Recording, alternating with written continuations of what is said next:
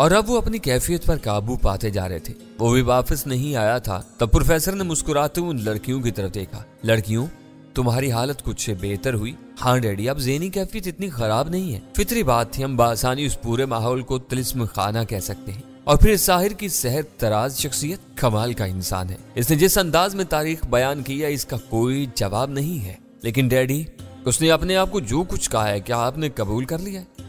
نہیں بھائی، میں عمل کی زندگی کا ایک عملی انسان ہوں، مافوق العقل باتوں پر یقین نہیں رکھتا، پروفیسر نے مسکراتے ہوئے کہا۔ پھر وہ کون ہے؟ فروزہ بولی۔ اس دور کا شاید سب سے ذہین، سب سے عظیم انسان، وہ ایک لاسانی سائنسدان ہے، ایک بے مثال تاریخ داں اور شاید اپنی طرز کا واحد داستان گو ہے، جس کی آواز میں تاریخ کا طلسم پوشیدہ ہے، اور اس نے ہمیں اس طلسم میں گرفتار کر کے ہمارے اتنا وقت ضائع کر دیا اور ہمیں احساس بھی نہ ہو سکا۔ دنیا سے اکتا کر اس نے ان پہاڑوں کو آباد کیا ہے، اور تنہائی سے اکتا کر اس نے ہمیں زیادہ سے زیادہ دیر اپنے قریب رکھا ہے۔ اگر ہم شروع سے اس کی شخصیت کا تجزیہ کریں ڈیڈی، تو کوئی بات وثوق سے نہیں کہہ سکتے۔ ہاں، اس کی ذات کے کچھ پہلو واقعی عجیب ہیں۔ پروفیسر نے اعترافاً گردن ہلائی۔ جس انداز میں ہم نے اسے پایا، کیا وہ عجیب نہیں تھا؟ خیر، اسے ہم کوئی سائنسی تجربہ بھی کہہ سکتے ہیں۔ کیا واقعی اس کی رنگت سنہری ہے؟ کوئی نہ کوئی ترکیب تو ہوگی۔ بہرحال اس کی شخصیت پر تو زندگی بھر گفتگو کرتے رہیں گے ڈیڈی، لیکن اب کیا ہوگا؟ واقعی اس کی کہانیوں کی جال میں تو ہم اس طرح الجھے تھے کہ سب کچھ بھول گئے، لیکن اب بڑی عجیب کیفیت ہے۔ خدا کے لیے کسی طرح یہاں سے نکلیں۔ وہ گیا کہاں ہے؟ اوہ، شاید وہ آ رہا ہے۔ پروفیسر خاور نے جلدی سے کہا اور وہ سب خاموش ہو گئے۔ وہ بدستور مسکراتا ہوا ان کے نزدیک پہنچ گیا۔ کیا محسوس کر رہے ہو پروفیسر؟ اور کیا گفتگو ہو رہی تھی تمہارے درمیان؟ ظاہر ہے موضوع تمہاری پراسرار شخصیت ہی ہو سکتی ہے۔ پروفیسر خاور نے بھی مسکراتے ہوئے کہا اور پھر جلدی سے بولا، بہرحال تمہاری پراسرار اور طویل کہانیوں کا سلسلہ ختم ہو گیا۔ اب ہماری کچھ مدد کرو گے یا نہیں؟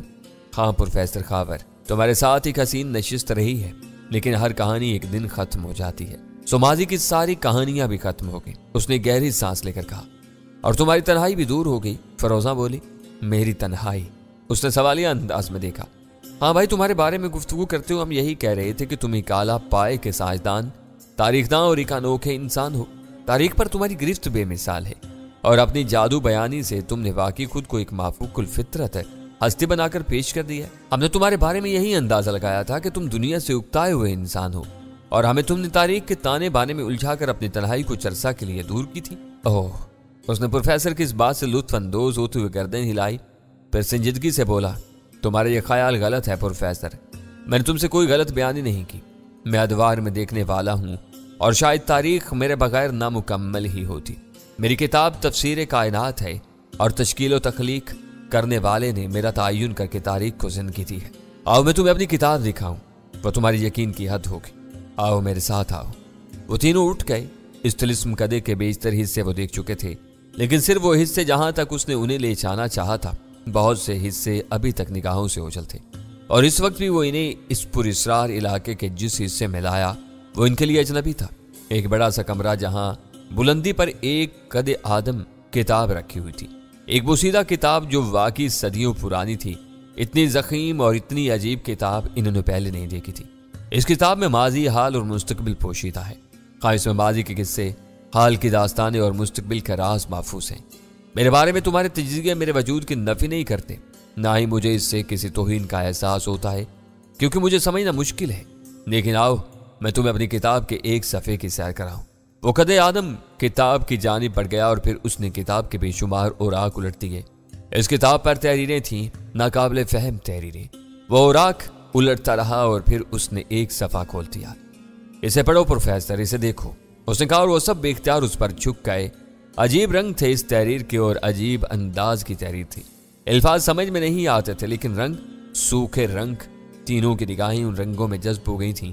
یوں لگتا تھا جیسے ان رنگوں نے انہیں جکڑ لیا ہو۔ عجیب سی سنسناہٹیں ان کے ذہنوں میں گونج رہی تھیں۔ پھر انہیں ایک دم سردی کا احساس ہوا، اور ان کے بدن کے رونگٹے کھڑے ہو گئے۔ فروزہ نے فرزانہ کی طرف دیکھا اور کپکپاتی آواز بولی، یا کس قدر سردی ہے باجی؟ اور فرزانہ چونک پڑی۔ اس نے پروفیسر خاور کو دیکھا، اور پھر پروفیسر بھی چونک پڑا۔ ارے کتاب کہاں گئی؟ ان کے منہ سے نکلا۔ وہ بدستور انہیں دیکھ کر مسکرا رہا تھا۔ کتاب کہاں گئی؟ فرزانہ نے کہا، لیکن انہیں ایک اور احساس ہوا۔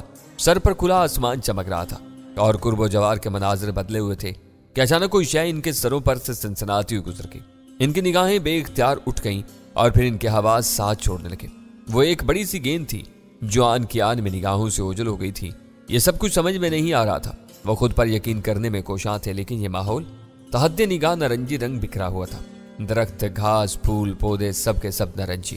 ایک طویل میدان تھا، نیلے رنگ کے پہاڑ میدان کے آخری سلسلہ پر نظر آ رہے تھے، جن کا سلسلہ دور تک چلا گیا تھا۔ البتہ خنک ہوائیں بھی چل رہی تھیں۔ فروزہ نے سہمے ہوئے انداز میں فرزانہ کا ہاتھ پکڑ لیا۔ وہ بددستور مسکرا رہا تھا۔ تب مشکل تمام پروفیسر خاور کے حلق سے آواز نکلی، یہ سب کیا ہے؟ میں نے کہا نا، میری کتاب کا ایک ورق۔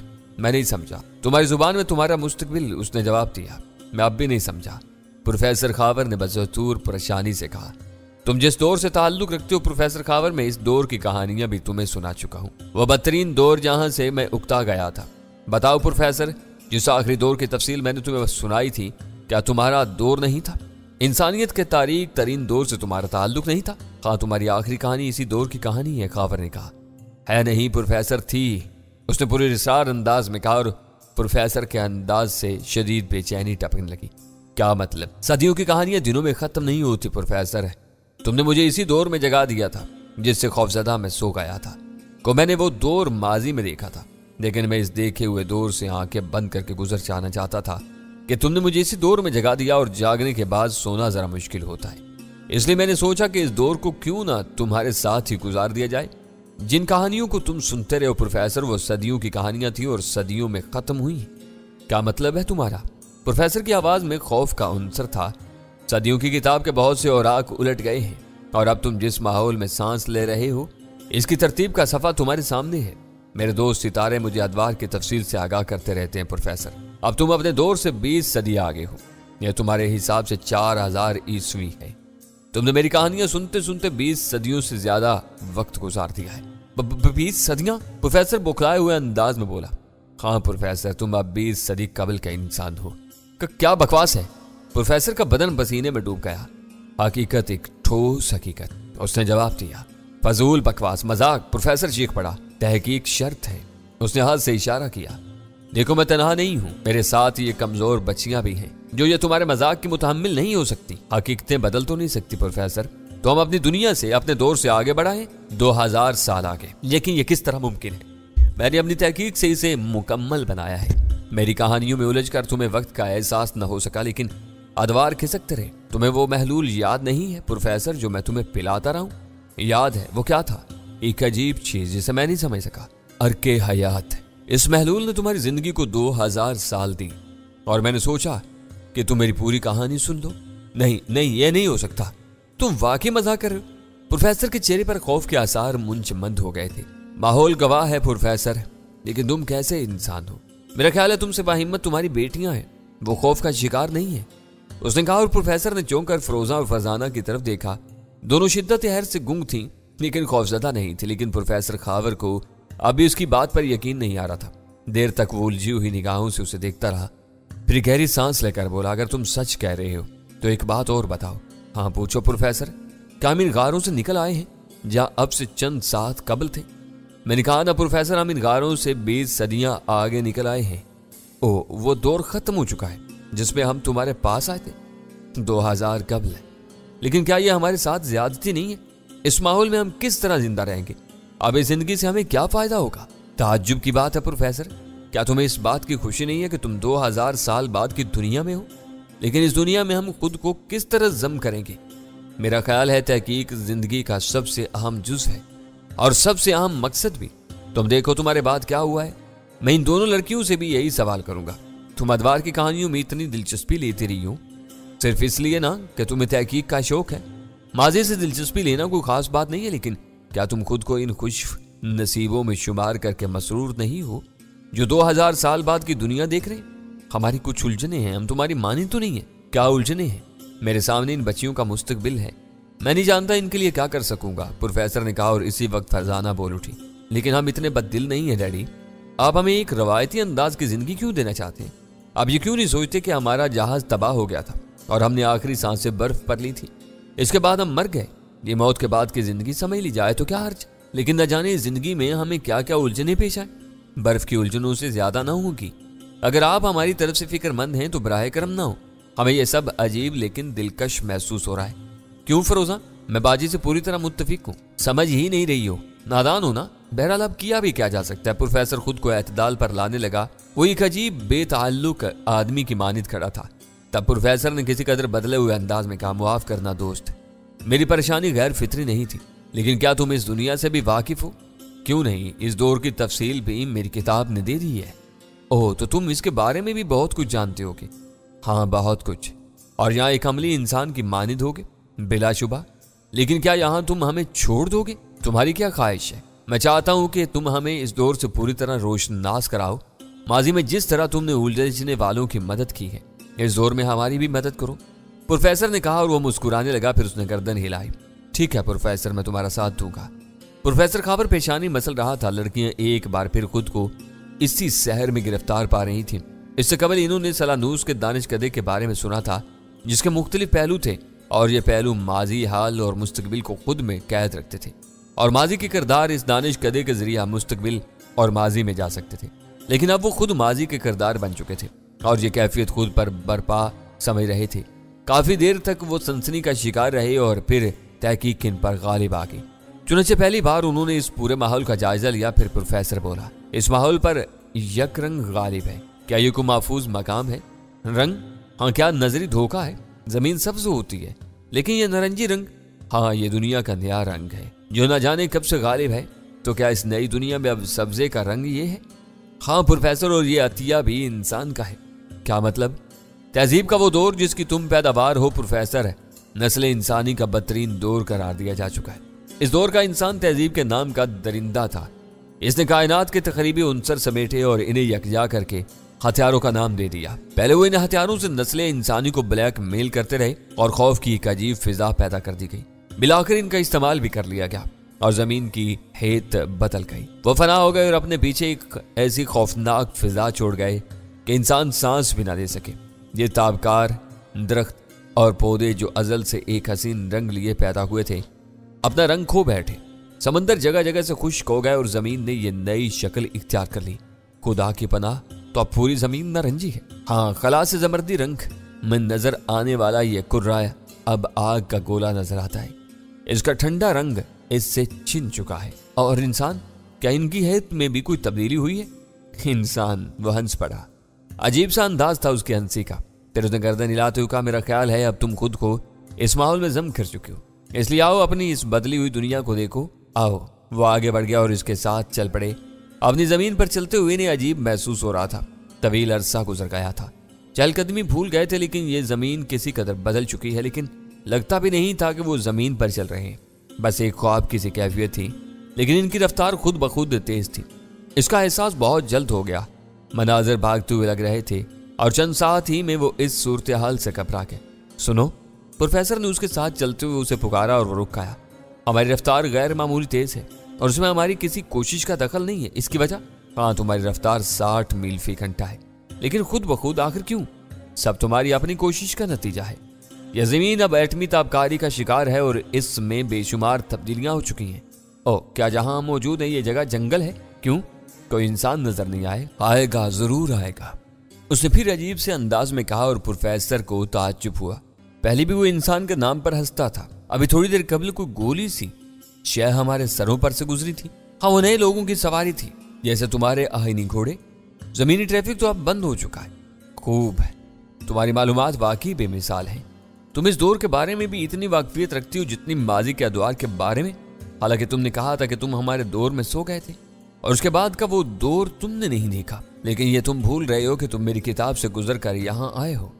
تمہاری باتیں سخت الجھی ہوئی ہیں، ان میں سے بعض باتیں تو سمجھ ہی میں نہیں آتی۔ پروفیسر نے ہونٹ سے کیڑ کر کہا، اور وہ مسکرا اٹھا۔ ان باتوں کے بارے میں تمہارا کیا خیال ہے؟ بس ہم نے اپنی سوچ میں ایک اضافہ کیا۔ وہ کیا؟ اس نے بدستور دلچسپی سے پوچھا۔ انہوں نے اپنی رفتار جاری رکھی تھی، اور سفر تیزی سے طے ہو رہا تھا۔ یہی کہ تم ایک سائنسدان، تاریخ داں اور داستان گو ہونے کے ساتھ ساتھ پراسرار علوم کے ماہر بھی ہو۔ ممکن ہے یہ طلسم کدا بھی تمہارا ہی تعمیر کرتا ہو، ہمیں تو یہ کسی سیارے کی زمین معلوم ہوتی ہے۔ واہ، وہ ہنس پڑا، اور پھر بولا، وہ دیکھو، وہ کوئی عمارت نظر آ رہی ہے شاید۔ اس نے اشارہ کیا، اور ان کی نگاہیں بھی اس سفید اور سنڈول مینار کی طرف اٹھ گئیں۔ واقعی عمارت ہی معلوم ہوتی تھی، لیکن کسی درخت کی طرح جو آسمان کی جانب رخ کیے کھڑا تھا۔ اور شاید تمہاری اس بات کا جواب اس عمارت میں مل جائے۔ عمارت کے گرد پکی زمین کا ایک وسیع دائرہ تھا جس میں سیاہ ٹائل لگے ہوئے تھے، لیکن ان میں کچھ سفید ٹائل بھی تھے۔ اس نے ان سفید ٹائلوں پر کھڑے ہونے کے لیے کہا اور انہوں نے اس کی ہدایت پر عمل کیا۔ دوسرے لمحے انہیں محسوس ہوا جیسے ٹائل زمین میں دھنس رہے ہوں، لیکن اس سے قبل کہ وہ سنبھلنے کی کوشش کرتے وہ گہرائی میں پہنچ گئے۔ لیکن نہ تو انہیں کوئی چوٹ آئی اور نہ ہی کسی اور حادثے سے دوچار ہونا پڑا۔ نیچے بس ایسا دائرہ ہی تھا اور سفید ٹائل انہی کے درمیان آ کے رکے تھے۔ وہ نیچے اتر گیا۔ یہ ایک عظیم الشان حال تھا جس کا دوسرا سرا نظر بھی نہیں آ رہا تھا۔ فروزہ اور فرزانہ خشک ہونٹوں پر زبان پھیرتی ہوئی آگے بڑھ گئیں۔ نہ جانے یہ سب کیا تھا، عقل ساتھ نہیں دے رہی تھی۔ دفاتر حال کے درمیان میں ایک گڑگڑاہٹ سنائی دی اور پھر ایک چوکور بکس نمودار ہوا جس میں پہیے لگے ہوئے تھے۔ بے شمار ڈائل اور عجیب روشنیاں اس میں نظر آ رہی تھی۔ مشین بڑے پرفکار انداز سے آگے بڑھ رہی تھی۔ وہ رک گئے اور سرسامہ نگاہوں سے اس متحرک مشین کو دیکھنے لگے۔ وہ ان کے سامنے آ رکی۔ پھر اس میں ایک چوکور خانہ کھلا اور ایک گول شیشہ باہر نکلا۔ پھر ایک چھوٹا سا خانہ اور کھلا اور ایک شیریں آواز سنائی دی۔ تعجب ہے، تمہاری ہیت میرے لیے اجنبی ہے۔ پروفیسر خاور، فرزانہ اور فروزہ اچھل پڑے۔ انہوں نے سرسامہ نگاہوں سے اس کی جانب دیکھا۔ وہ مسکرا رہا تھا۔ پھر اس نے کہا، کیا اس سے قبل تم نے ہماری جیسی ہیت کی مشینوں کو نہیں دیکھا؟ مشین جدت پسند ہے، نئے ڈیزائن بنتے رہتے ہیں، لیکن تم منفرد ہو۔ مشین سے آواز آئی، کیسے لگ رہے ہیں ہم؟ خوبصورت، نازک سے۔ مشین سے آواز ابری، خالصتاً نسوانی آواز تھی جس میں پسندیدگی کا جذبہ تھا۔ تم یہاں تنہا ہو؟ اس نے سوال کیا۔ ہاں، 00087 ٹینو گیا ہوا ہے۔ اس کی غیر موجودگی میں میں تنہا ہوں۔ وہ کب واپس آئے گا؟ معلوم نہیں۔ کیا میں اس سے رابطہ قائم کروں؟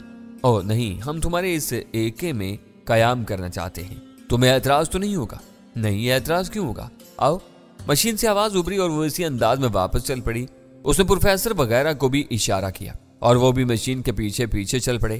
حال کے آخری سرے پر ایک دیوار نظر آئی، لیکن جو ہی مشین دیوار تک پہنچی، دیوار درمیان سے کھل گئی۔ مشین چند ساتھ رکی اور پھر آگے بڑھ گئی۔ ایک اور خوبصورت حال نظر آ رہا تھا۔ مشین اس دوسرے حال میں رک گئی۔ یہ تمہاری آرام گاہ ہے۔ شکریہ، ہم کچھ دیر یہاں رکیں گے، پھر واپس چلے جائیں گے۔ ہمارے مہمان رہو۔ 00087 آ جائے تو اسے ملاقات کر کے واپس جانا، وہ تم سے مل کر خوش ہوگا۔ بہت شکریہ۔ یہ ضرورت کا چارٹ ہے اور سامنے کی جگہ آپریشن ٹرینس ہے۔ مجھے امید ہے کہ تم اپنی ضرورتیں پوری کرنے میں تکلف نہ کرو گے۔ ایک بار پھر شکریہ، لیکن ہم تم سے ملاقات کس طرح کریں گے؟ یہ میرا بٹن ہے۔ مشین سے ایک راڈ باہر نکلی ہوئی تھی اور مختلف سمتوں میں اشارے کر رہی تھی۔ جس شے کی جانب وہ اشارہ کرتی تھی وہ اس پار کرنے لگتی تھی۔ شکریہ، ہم کچھ دیر آرام کے بعد تمہارے پاس آئیں گے۔ ملاقات کی جگہ وہ حال ہی ہے نا؟ ہاں، اچھا، میں چلتی ہوں۔ مشین کی آواز ابری اور پھر وہ اسی گڑگڑاہٹ کے ساتھ واپس چلی گئی۔ پروفیسر اور دوسرے لوگوں کی آنکھیں حیرت سے کھلی ہوئی تھیں۔ مشین کے باہر نکل جانے کے بعد پروفیسر گہری سانسیں لے کر گردن جھٹکنے لگا۔ پھر گٹی آواز بولا، تمہاری برتری تو ہم نے جگہ جگہ تسلیم کی ہے۔ اب کیا امتحان لے رہے ہو؟ میں امتحان نہیں لے رہا ہوں پروفیسر۔ پھر اس طلسم خانے میں لانے کا مقصد؟ یہ تمہاری دنیا ہے پروفیسر، میرا اس سے کوئی تعلق نہیں ہے۔ ہماری دنیا؟ پروفیسر جھنجھلا گیا۔ ہاں، 100% تمہاری دنیا، لیکن ٹھہرو، ضرورت کا چارٹ پڑھو، تمہارے آرام کا بندوبست ہو جائے، اس کے بعد باقی باتیں ہوں گی۔ وہ پروفیسر کو لے کر اس دیوار کے نزدیک پہنچ گیا جس پر چارٹ بنا ہوا تھا، لیکن پروفیسر کی سمجھ میں یہ چارٹ نہیں آیا تھا۔ دیر تک اسے دیکھتا رہا، پھر اس نے گردن ہلا تھی۔ میری سمجھ میں کچھ نہیں آیا، لیکن میں سمجھ رہا ہوں پروفیسر، ٹھہرو، اس نے کہا، اور پھر اس نے آپریشن ٹرنس پر جا کر کچھ بٹن دبائے اور دیواروں سے آرام دہ نشستیں باہر نکل آئیں۔ ان کی تعداد 4 تھی۔ پھر اس نے کچھ اور بٹن دبائے اور 4 عمدہ قسم کے گلاس لے کر ان کے پاس پہنچ گیا۔ ان گلاسوں میں دودھ جیسا سیال بھرا ہوا تھا۔ پیو پروفیسر، حیرت انگیز چیز ہے۔ کیا مجھے اس طلسم خانے کے بارے میں نہیں بتاؤ گے؟ پروفیسر نے تھکے انداز میں کہا۔ ضرور بتاؤں گا، تم بیٹھو تو صحیح، آرام کرو، سب کچھ بتا دوں گا، اس نے کہا، اور پروفیسر نے نشستوں میں سے ایک پر بیٹھ گیا۔ لڑکیاں بھی بیٹھ گئیں اور وہ خود بھی۔ اسے پیو، تکلف مت کرو، یہ ایک بھرپور غذا ہے اور یقیناً تمہیں فرحت دے گی۔ ہاں پروفیسر، میں نے غلط نہیں کہا، یہ تمہاری دنیا ہے، لیکن کس طرح؟ وہی زمین جس پر تمہاری تاریخ بکھری پڑی ہے، لیکن ملا کر تم اس زمین کو کھو بیٹھے۔ تم اپنی ذہانت کا شکار ہو گئے۔ پہلے ایٹمی ہتھیار ایجاد ہوئے، انہیں استعمال کرنے کا خودکار نظام عمل میں آیا، پھر مشینیں ایجاد ہوئیں۔ انسان نے مشینوں کی دوڑ میں حصہ لیا۔ وہ کام جو انسانی ہاتھ انجام دیتے تھے مشینیں انجام دینے لگیں، اور ایک دور مشینوں کا دور کہلایا۔ اس دور میں انسان نے اپنی ساری ذہانت مشین کو دے دی۔ اس نے ساری ضرورتیں مشینوں سے پوری کرنی شروع کر دی۔ اس نے اپنا ذہن مشینوں کو دے دیا، اور ایک شدت پسند اور انتہا کو پہنچ جانے والے نے ایک ایسی مشین ایجاد کی جو ایجادات کی حکمراں تھی، جس کی اپنی سوچ تھی، جس کی اپنی تقریب تھی۔ اسے بنا کر بلا شبہ اس نے ساری دنیا کے انسانوں کو مطیع کر لیا، لیکن وہ اس مشین کی قدرت بھول گیا تھا۔ ایک دن وہ خود بھی اس مشین کا غلام بن گیا، اور مشین نے سوچا کہ انسانوں کی مطیع کیوں رہے۔ اس مشین نے پہلے ساری دنیا کے انسانوں کو مطیع کیا اور پھر ان پر مشینی حملہ کر دیا۔ ساری دنیا کے مشینوں نے انسانوں کے خلاف محاذ بنا لیا اور بالآخر اس دنیا کو انسانوں سے پاک کر لیا گیا۔ انسانی ضروریات بھی ختم کر دی گئی اور اب اس دنیا پر مشینوں کی حکومت ہے۔ وہ خاموش ہو گیا۔ پروفیسر کا ذہن اس کہانی کو قبول نہیں کر رہا تھا، لیکن حقیقتوں کو کیسے جھٹلایا جا سکتا تھا؟ مشینی حملے سے تمہاری کیا مراد ہے؟ بالآخر اس نے پوچھا۔ مشینوں کی سازش بے حد خطرناک تھی پروفیسر، انسانی سازشوں سے کہیں زیادہ خطرناک۔ وہ کس طرح؟ میری باتوں کو کسی جھوٹ یا بیوقوف بنا کر برتری حاصل کرنے والی کوئی بات نہ سمجھو پروفیسر، کیونکہ میں برتر ہوں اور مجھے جھوٹ کے سہارے درکار نہیں۔ عمدہ طور سے میں تمہیں اس وقت سمجھا سکوں گا جب تم یقین کرو۔ اوہ تم ٹھیک کہتے ہو، لیکن میرا ذہن، یہ تمہاری زمین ہے پروفیسر، جاؤ اس میں اپنا مسکن تلاش کرو، ورنہ میری باتوں پر یقین کرو۔ میں تم سے کسی صلے کا خواہش مند نہیں ہوں۔ اوہ یہ سب حقیقت ہے۔ پروفیسر خاور کی بھرائی ہوئی آواز آئی۔ ایک ٹھوس حقیقت، زمین کی تاریخ کا ایک باب۔ افسوس، انسان خود اپنا شکار ہو گیا، لیکن میرے ذہن میں بے شمار سوالات ابھر رہے ہیں۔ میں ان سب کا جواب دوں گا۔ اس دور سے تمہیں پوری واقفیت ہے، بالکل اسی طرح جس طرح گزرے ہوئے ادوار سے اس نے جواب دیا۔ تب پھر مجھے بتاؤ کہ اس دنیا پر مشینوں کا تسلط کس طرح ہوا؟